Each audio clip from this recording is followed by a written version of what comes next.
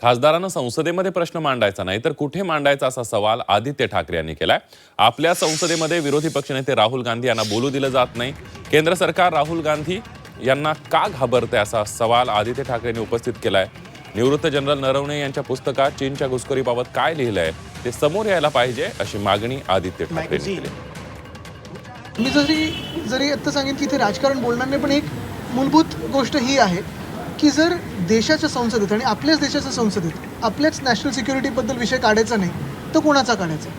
बरं, जे कोणी ज्या पुस्तकाचा उल्लेख होत आहे त्यांना चीफ ऑफ डिफेन्स स्टाफ कोणी केलं होतं? ते NDAच्या सरकारने केलं होतं।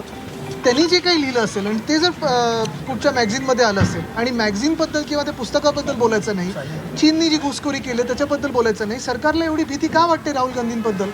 ऐकून घ्यायला पाहिजे होतं आणि जे काही असेल खरं खोटं ते खोडू शकलं असतं ना, पण ऐकूनच घ्यायचं नाही, बोलूच द्यायचं नाही। आपल्या देशात लोकशाही संपली हे त्यांनी जगाला तर जाहीर केलं पाहिजे। तर प्रश्नचिन्ह पण नाही आहे की लोकशाही आहे की नाही, लोकशाही संपली आहे हे जाहीर करून टाका।